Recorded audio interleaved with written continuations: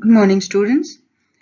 This is carbohydrates, 11th lecture for PSC Part 3, paper second. अब तक हमने monosaccharides सारे किए हुए हैं और हमने डाइसेक्राइड्स के अंदर सुक्रोज पढ़ा है. आज हम उसी को आगे बढ़ाते हैं. Let us study maltose. Maltose, जिसे हम माल्ट शुगर भी कहते हैं, molecular formula remains the same, C12H22O11.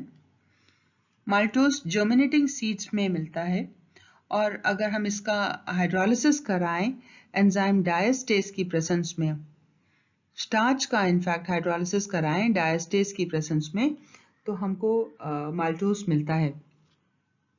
Colourless solid है, पानी के अंदर घुल जाता है, लेकिन ऑर्गेनिक सॉल्वेंट्स जैसे अल्कोहल और ईथर के अंदर इनसॉल्युबल है.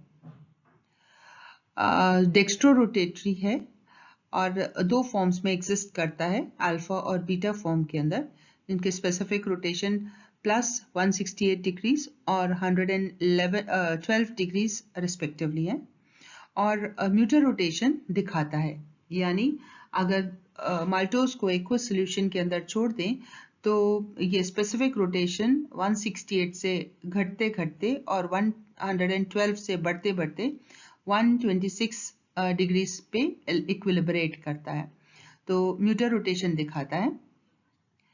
अगर माल्टोज का हाइड्रोलिसिस करते हैं हम डाइल्यूट एसिड या एंजाइम माल्टेज से, तो हमें ग्लूकोज के 2 यूनिट्स मिलते हैं.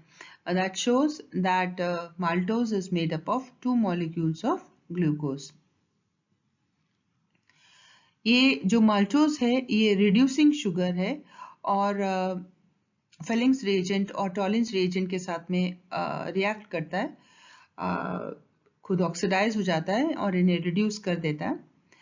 हाइड्रोक्सिलमीन के साथ में रिएक्ट करता है और ऑक्सीन बनाता है. फिनाइल हाइड्रोजीन के साथ में रिएक्ट करता है और उसाजोन बनाता है.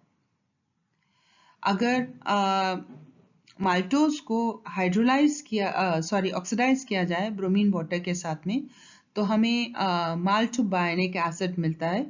और देखने में आया कि ये जो एसिड मिला इसके अंदर उतने ही कार्बन आटम्स थे जितने कि माल्टोज के अंदर थे.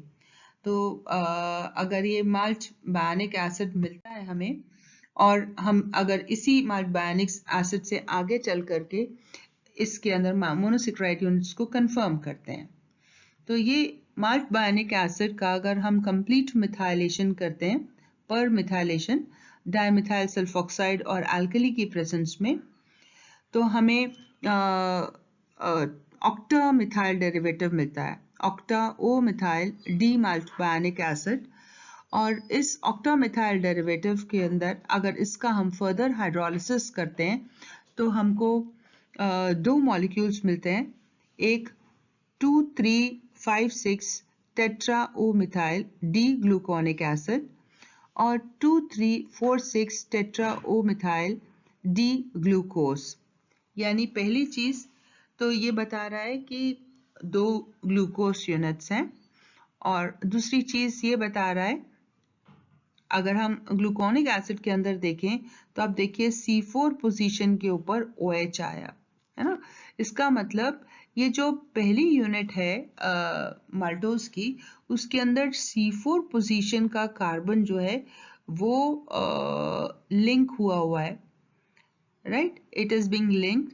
और अगर हम ये देखें, अगर जो हमारा ग्लूकोज यूनिट है उस ग्लूकोज यूनिट के अंदर देखें तो C1 कार्बन आटम के ऊपर हमें दिखाई दे रहा है. तो ये C1 एक तरीके से हम ये मान सकते हैं कि C4 कार्बन आटम एक यूनिट का C1 कार्बन आटम के दूसरे यूनिट से लिंक हुआ है ना. तो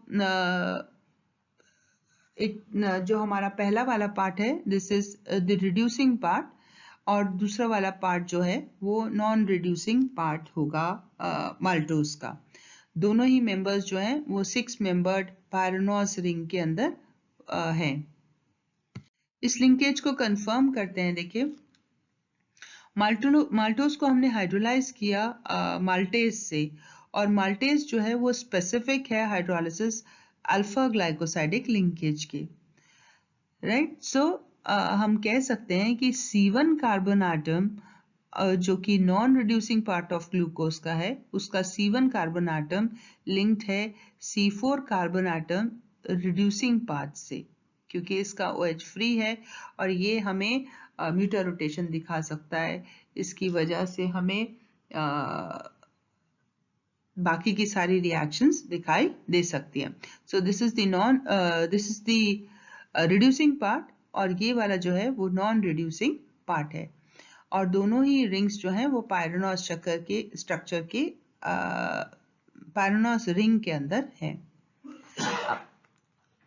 अगर इसका हम फिशर प्रोजेक्शन फॉर्मूला से हार्वर्ड्स प्रोजेक्शन फॉर्मूला बनाने की कोशिश करें तो भी बहुत सिंपल होगा, क्योंकि हमें 6 मेंबर्ड रिंग्स बनानी, दोनों ही हमारे जो ग्लूकोज यूनिट्स हैं वो अल्फा ग्लूकोज हैं, यानी OH is below the ring.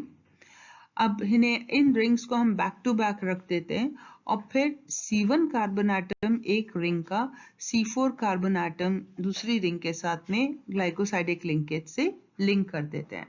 तो ये हार्वर्ड्स प्रोजेक्शन फॉर्मूला बनता है। इसी के साथ साथ हम इसके चेयर कॉन्फर्मेशन के अंदर भी इसे ड्रॉ कर सकते हैं। अगर हम देखें, ये हमारा अल्फा ग्लूकोस है, सारे जो हमारे ग्रुप्स हैं ये जो है इक्वेटोरियल पोजीशन पे है, जबकि ग्लाइकोसाइड OH जो है हमारा वो एक्शियल पोजीशन पे है।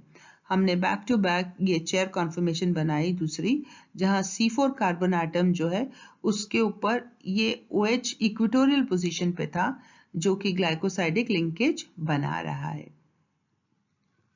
अगर इसका अब हम केमिकल नाम देना चाहें तो हम दे सकते हैं 4O alpha D glucopyranosyl and D ग्लूकोपायरनोस।